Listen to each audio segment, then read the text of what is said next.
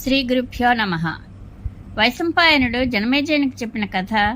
భీమసేనుడు సౌగంధిక పుష్పముల కొరకు కైలాస పర్వత సమీపంలోని కుబేరుని రాజభవనం దగ్గర సరోవరం సమీపంకి వెళ్ళుట, అక్కడ యక్షరాక్షసులతో యుద్ధం చేయుట, సౌగంధిక పుష్పములను తీసుకొని వచ్చుట, జటాసురవధ మొదలగు విశేష విషయములను తెలుసుకుందాము.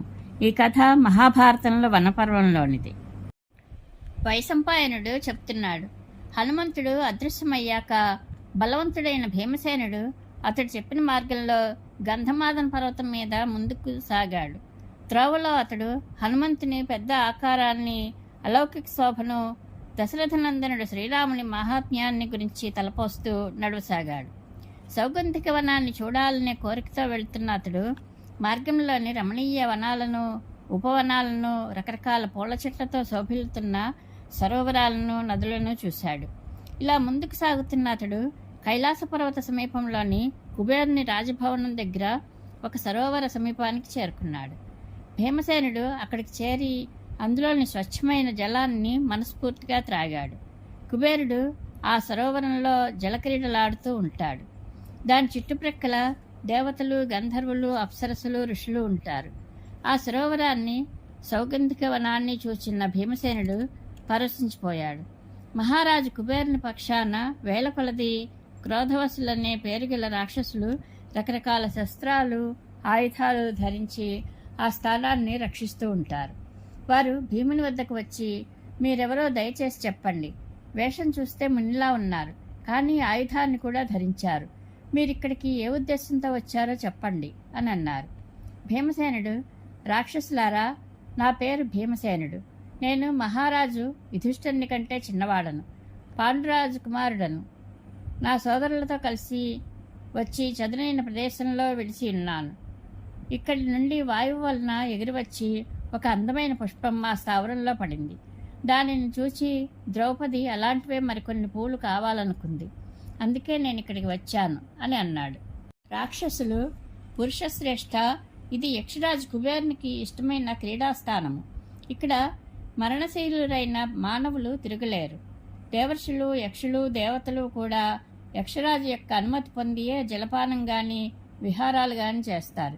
తమరు వారిని తిరస్కరించి బలవంతంగా పూలను ఎందుకు తీసుకువెళ్లాలనుకుంటున్నారు? ఇలాంటి అన్యాయం చేస్తూ కూడా మిమ్మల్ని ధర్మరాజు తమ్ముడని ఎలా చెప్పుకుంటారు? మీరు మహారాజు యొక్క ఆజ్ఞ తీసుకోండి. నీరు త్రాగవచ్చు, కమలాలు తీసుకువెళ్ళవచ్చు, లేకుంటే కమలాల వైపు తొంగి చూడని కూడా లేరు అని అన్నారు. భీమసేనుడు, రాక్షసులారా, రాజులు అడగలేరు. ఇది సనాతన ధర్మం. నేనే విధంగానూ క్షాత్రధర్మాన్ని విడవలేను. ఈ అందమైన సరోవరం పర్వతపు సెలయేళ్ల వలన కలిగినది. దీని మీద కుబేరునితో సమానంగా అందరికీ అధికారం ఉంది. ఇలాంటి సర్వసాధారణమైన వస్తువుల విషయంలో ఎవరిని యాచించాలి అని అన్నాడు. ఇలా అని భీమసేనుడు ఆ రాక్షసులను నిర్లక్ష్యం చేసి ఆ సరోవరంలో స్నానానికి దిగాడు. ఆ రాక్షసులందరూ అతనిని అడ్డగిస్తూ ఒక్కుమ్మడిగా ఆయుధాలెత్తి అతని మీద విరుచుకుపడ్డారు. భీమసేనుడు కూడా యమదండం లాంటి తన బంగారు గదనెత్తి, ఆగండి ఆగండి అని అరుస్తూ వారి మీద దాడి చేశాడు.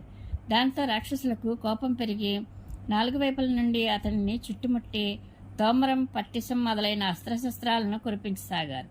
భీమసేనుడు ఆ దెబ్బలన్నింటినీ విఫలం చేస్తూ వారి ఆయుధాలను ముక్కలు ముక్కలుగా చేసి వందల కొద్ది వీరులను ఆ సరోవర సమీపంలోనే కూల్చేశాడు.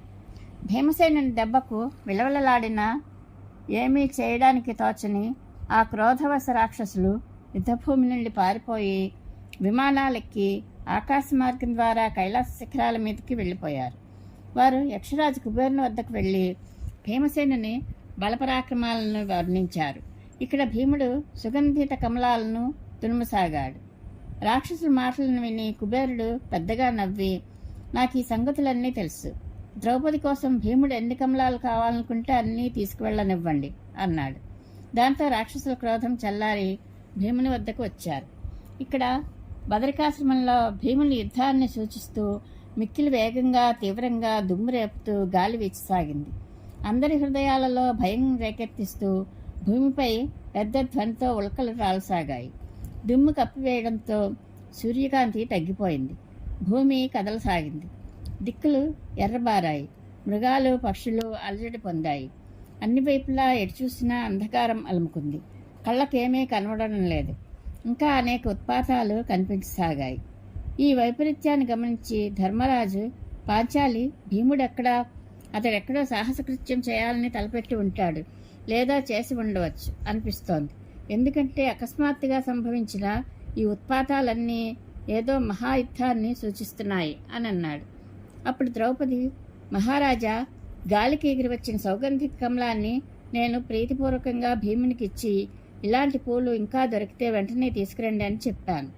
ఆ మహాబాహువు నా కోరిక తీర్చడానికి తప్పకుండా ఆ పువ్వుల కోసం వెతుకుతూ ఈశాన్య దిశగా వెళ్ళి ఉంటారు అని చెప్పింది. ఆమె మాటలు విని ధర్మరాజు నకుల సహదేవులతో, భీముడు వెళ్ళిన దిక్కుకు మనమంతా కలిసి వెంటనే బయలుదేరాలి. రాక్షసులు బ్రాహ్మణులను తీసుకొస్తారు. ఘటోత్కచ, నీవు ద్రౌపదిని తీసుకురా.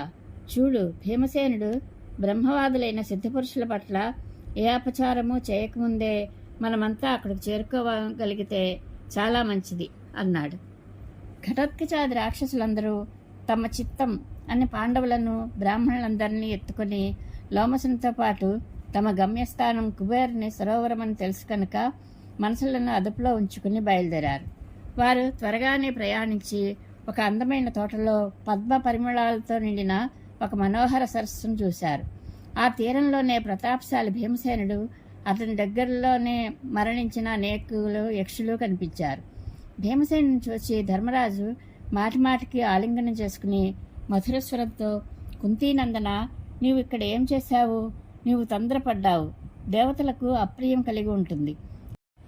నీవు నా మేలు కోరితే ఇంకా ఎప్పుడూ ఇలాంటివి చేయకు అని మెత్తగా సముదాయించి ఆ సౌగంధిక కమలాలను తీసుకుని దేవతలలాగా ఆ సరస్సులో క్రీడించసాగాడు. ఇంతలోనే ఆ వనరక్షకులు, మహాకాయులైన యక్షరాక్షసులు అక్కడికి వచ్చారు. ధర్మరాజును, నకుల సహదేవులను, లోమస మహర్షిని, ఇతర బ్రాహ్మణులను చూచి వారు వినయంగా వంగి నమస్కరించారు. ధర్మరాజు మెత్తగా మాట్లాడడంతో వారు శాంతించారు. కుబేరునకు కూడా పాండవుల రాక గురించి తెలిసింది. తరువాత అర్జునుని గురించి ప్రతీక్షిస్తూ వారు కొంతకాలం అక్కడే గంధమాదన పర్వత శిఖరం మీద ఉన్నారు. అక్కడ ఉండగా ఒకరోజు ధర్మరాజు ద్రౌపదితో, తమ్ములతో, బ్రాహ్మణులతో మాట్లాడుతూ, పూర్వం దేవతలు, మునులు నివసిస్తూ ఉండే పవిత్రమైన శుభకరమైన తీర్థాలను, మనసునకు ఆనందం కలిగించే వనాలను మనం చూసాం. దాంతోపాటే అక్కడక్కడ అనేక పుణ్యకథలు వింటూ మనం విశేషించి బ్రాహ్మణులతో కలిసి తీర్థాలలో స్నానాలు చేశాం. పుష్పాలతో, జలాలతో సర్వదా దేవతలను పూజిస్తున్నాం. దొరికిన కందమూల ఫలాలతో పితరులకు తర్పణలు అర్పిస్తున్నాం. ఈ రీతిగా లోమసింహముని మనకు క్రమంగా అన్ని తీర్థాలను చూపించారు. ఇక ఇప్పుడు సిద్ధులు సేవించే కుబేరుని పవిత్ర మందిరాన్ని మనం ఎలా ప్రవేశించగలం అని అన్నాడు. ఇలా అంటూ ఉండగా ఆకాశవాణి వినిపించింది. మీరు ఇక్కడి నుండి ముందుకు వెళ్ళలేరు. ఈ మార్గం చాలా దుర్గమం కనుక మీరు కుబేరాశ్రమానికి ముందుకు వెళ్లకుండా ఏ దారిని వచ్చారో అదే దారిని నరనారాయణ స్థానమైన భద్రకాశ్రమానికి తిరిగి వెళ్ళండి. అక్కడి నుండి సిద్ధచారణలు సంచరించే వృషపర్వని రమణీయాశ్రమానికి వెళ్ళండి. అది దాటి ఆష్టిషేణుని ఆశ్రమంలో ఉండండి. అక్కడి నుండి ముందుకు వెళ్తే మీకు కుబేర మందిరం కనిపిస్తుంది. ఇలా ఆకాశవాణి వినిపిస్తున్న సమయంలోనే దివ్యగంధంతో పవిత్రము, శీతలము అయిన వాయువు వీచసాగింది. పుష్పవర్షం కురియసాగింది. ఆశ్చర్యకరమైన ఆకాశవాణిని విని యుధిష్ఠిర మహారాజు ధౌమ్యుని మాటను మన్నించి అక్కడి నుండి వెనక్కి తిరిగి నరనారాయణుల ఆశ్రమానికి వెళ్ళిపోయాడు. ధర్మరాజు వద్దకు ఒకసారి అనుకోకుండా ఒక రాక్షసుడు వచ్చాడు.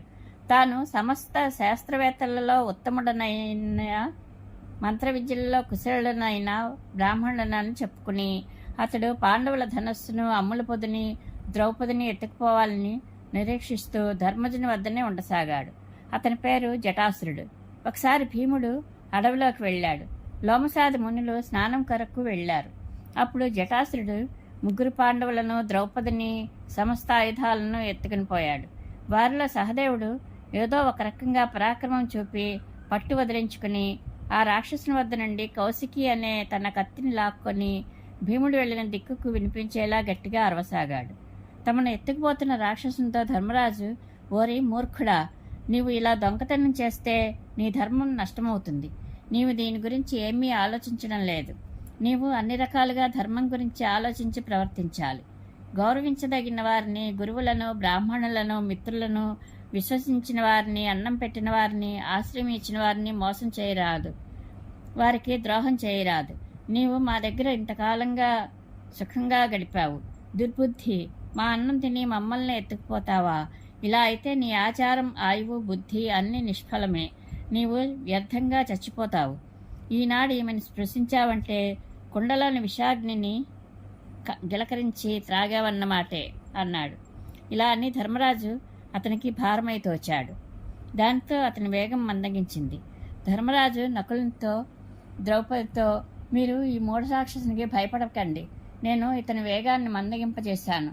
ఇక్కడికి కొద్ది దూరంలోనే భీముడు ఉండవచ్చును. అతడు ఈ పాటికి వస్తూనే ఉంటాడు. ఈ రాక్షసుని నామరూపాలు లేకుండా చేస్తాడు అని ధైర్యం చెప్పాడు. సహదేవుడు ధర్మజునితో, రాజా, మనం ఇప్పుడు ఈ రాక్షసునితో యుద్ధం చేయవలసిన అవసరం ఇక్కడ కనిపిస్తోంది. ఈ యుద్ధంలో రాక్షసుని చంపగలిగితే విజయం సిద్ధిస్తుంది.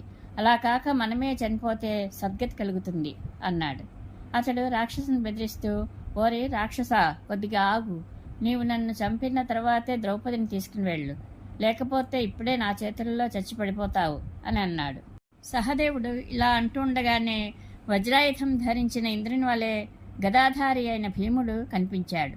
అతడు రాక్షసుడు తన సోదరులను, ద్రౌపదిని తీసుకుపోవడం చూసి క్రోధావిష్టుడై అతనితో, పాపాత్ముడా, నీవు ఆయుధాలను పరిశీలిస్తున్నప్పుడే నిన్ను నేను గుర్తించాను.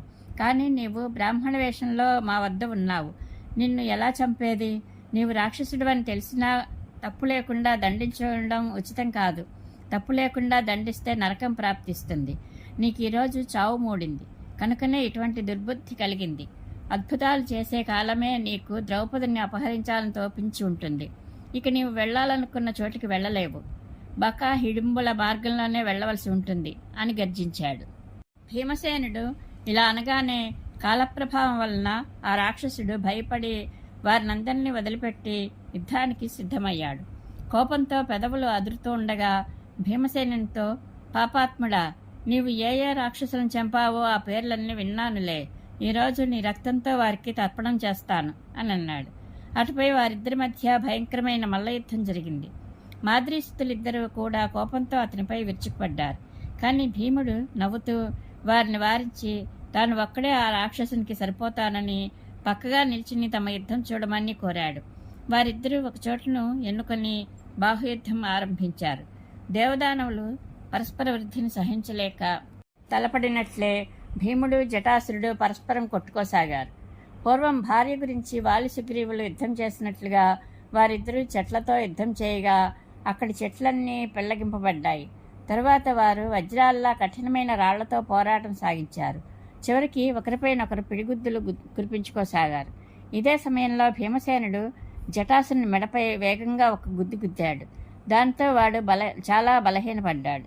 వాడు అలసిపోవడం చూసిన భీమసేనుడు అతన్ని భూమి మీద పడవేసి శరీరమంతా నుగ్గు చేశాడు. ఒక్క మోచేతి పోటుతో అతని శిరస్సు మొండం నుండి వేరైంది. ఇలా అతనిని చంపి భీముడు ధర్మరాజు వద్దకు వచ్చాడు. మరుద్గిణాలు ఇంద్రుని స్తుతించినట్లుగా బ్రాహ్మణులందరూ భీముని పొగిడారు. పరమేశ్వరానుగ్రహ ప్రాప్తిరస్తు. శుభం భూయాత్.